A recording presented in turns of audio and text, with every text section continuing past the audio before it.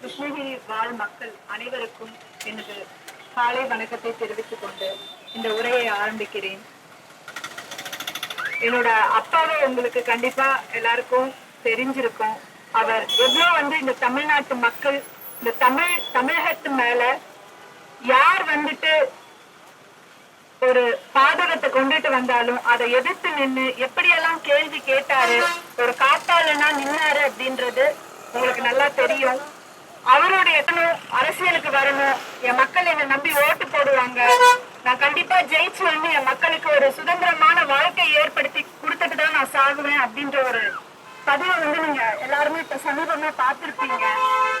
அவர் அந்த வார்த்தை சொன்னாரோ இல்லையோ, அந்த வார்த்தை சொன்ன உடனேயே சீக்கிரமா அவரை இல்லாம பண்ணிட்டாங்க. ஆனா இன்னைக்கு அவர் இல்லை அப்படின்னாலும் அவருடைய மகளான என்ன உங்களுக்கு சேவை செய்யறதுக்காக விட்டுட்டு போயிருக்காரு. ஏன் அப்படின்னா, நான் குழந்தையில இருந்து பாத்தீங்கன்னா என்னோட அப்பா அம்மா இருந்து என்னை வளர்க்க கிடையாது. ஒரு சின்ன கிராமத்துல அங்க உள்ள தாய் தந்தையர் தான் என்னை வளர்த்தாங்க. அப்படியெல்லாம் கஷ்டப்பட்டு இத்தனை கஷ்டங்களையும் தாண்டி இன்னைக்கு இப்படி ஒரு வாய்ப்புக்காக எல்லா பிரச்சனைகளையும் எங்களை வச்சு அரசியல் செஞ்சிருக்கலாம். நிறைய பேரு என்னுடைய தந்தை பத்தி நிறைய நல்லதும் சொல்லியிருக்கலாம், கெட்டதும் சொல்லியிருக்கலாம், இருக்கிறதும் சொல்லியிருக்கலாம், இல்லாததையும் சொல்லியிருக்கலாம். இது எதுவுமே ஒரு பெண்களா இருந்து நாங்க வெளியில கேட்காம ஒரே எண்ணம் தான், ஏதாவது இந்த மக்களுக்கு செஞ்சிட முடியாதா, என் தந்தை பணியை எடுத்து நடத்தி இந்த மக்கள் கூட நேர்மையான வழியில அரசியல் என்பது பணநாயகமா இல்லாம பணத்தை சம்பாதிக்கிற ஒரு விஷயமா இல்லாம மக்களின் சேவையை ஒரு டைம் நடத்தி காமிச்சிட முடியாதா? என் தந்தை அத்தனை குறை சொன்னாங்க இல்லைங்களா, அந்த குறை சொன்னதுக்கு அவருக்கு பிறந்த ரத்தம் அவரை போலவே நேர்மையா இருந்தது. அவருக்கும் இப்படி ஒரு வாய்ப்பு கிடைச்சிருந்தா என்னோட அப்பா என்னெல்லாம் சாதிச்சு காமிச்சிருப்பாரோ, மக்கள் கூட எப்படியெல்லாம் இருந்து அவங்களுக்கு சேவை செய்திருப்பாரோ, அதெல்லாம் நான் நடத்தி காமிக்கணும் அப்படின்ற ஒரு வெறியிலையும் கனவுலையும் தான் நான் இங்க உங்ககிட்ட நம்பி நின்றுட்டு இருக்கேன். கண்டிப்பா இன்னைக்கு உள்ள அரசியல்வாதிகளை நம்ம பாக்குறோம். ஒவ்வொரு இயற்கை சம்பந்தப்பட்ட விஷயத்த மழை, நீர், எந்த ஒரு பேசிக்கா மனுஷனுக்கு தேவையான அடிப்படை வசதிகளை சரியா இது வரைக்கும் நம்ம கிட்ட கொண்டுட்டு சேர்த்த கிடையாது. கவர்மெண்ட் ஆஸ்பத்திரின்னு இருக்குது, அதுல எல்லா ஸ்பெஷாலிட்டி ஆஸ்பத்திரியில இருக்கிற அளவுக்கு வசதிகள் ஏற்படுத்தி கொடுக்கலாம். ஸ்கூல்லையும் தனியார் ஸ்கூல் அளவுக்கு வசதிகள் ஏற்படுத்தி கொடுக்கலாம். அந்த அளவுக்கு நம்ம கிட்ட டாக்ஸ் வாங்குறாங்க, நம்ம கிட்ட அந்த அளவுக்கு வரி வசூல் பண்றாங்க. ஆனா எல்லா பணத்தையும் கொடுத்துட்டு இன்னும் அந்த ஒரு மாற்றி திராவிட கட்சிகளுக்கே ஓட்டு போட்டு இன்னுமே நம்ம வாழ்க்கையில அடமானம் தான் வச்சுட்டு இருக்கிறோம். நம்மளோட வாழ்க்கை தரம் உயர்ந்த பாடு இல்லை. ஒவ்வொரு நாளும் நம்மளுடைய அந்த எக்கனாமிக்கல் ஸ்டேட்டஸ் இன்னைக்கு எவ்வளவோ வருமானம் பெருகினாலும் விலைவாசியும் சேர்ந்து ஏறிக்கொண்டே போய்தான் இருக்குது.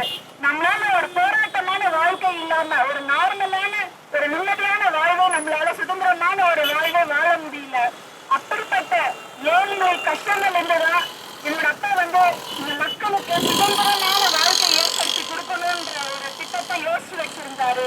அதுக்கு தலைவர் பிரபாகரன் அவர் கூட இணைஞ்சு தமிழ் தேசியத்தை ஏற்றுக்கிட்டு அவர் கூட போய் இன்னும் போராடணும்னு கடைசியா ஆசைப்பட்டாரு. மக்களுக்கு ஏதாவது செய்யணும்னு ஆசைப்பட்டாரு. அது செய்ய முடியாத போயிருச்சு. கடவுளா பார்த்து அந்த இயற்கையா பார்த்து இன்னைக்கு எனக்கு ஒரு வாய்ப்பு கொடுத்துருக்கு, என் மக்களுக்கு நான் நின்று சேவை செய்யறதுக்கு.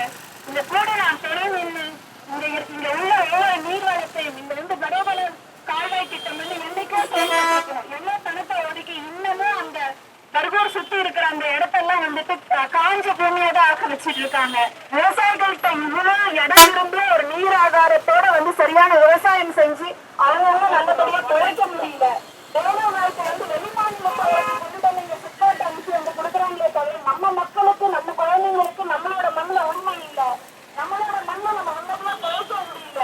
நம்மளோட எல்லா உண்மைகளையும் மழைகளை சுரண்டி எடுத்துட்டு போறாங்க, மண்ணை வாரி எடுத்துட்டு போய் இருக்கிறாங்க.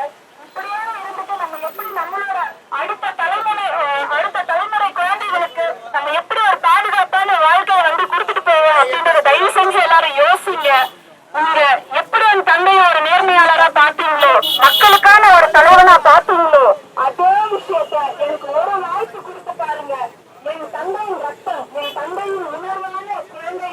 தன்னையும் எண்ணத்திலே நான் வாழ்ந்திருக்கிறேன். அவரோட எண்ண அழகளை என்னை சுத்தி இயங்கிட்டே இருக்கு அப்படின்றத நான் நிரூபிச்சு உங்ககிட்ட அரசியல் என்பது ஒரு பணத்துக்கானது கிடையாது, தனி மனுஷனோட முன்னேற்றத்துக்கானது கிடையாது, தனி மனுஷனோட குடும்பத்தோட முன்னேற்றத்துக்கானது கிடையாது. அரசியல் என்பது ஒரு மக்கள் சேவை அப்படின்றத நான் உணர்த்தி எல்லா அரசியல்வாதிகளுக்கு முன்னாடியே நான் ஒரு எக்ஸாம்பிளா விளங்கி இப்படியும் அரசியல் பண்ணலாம், இந்த மாதிரி மக்கள் கூட துணை நிக்க முடியும் அப்படின்றத நிரூபிச்சு காமிக்கிற மக்களே. நன்றி.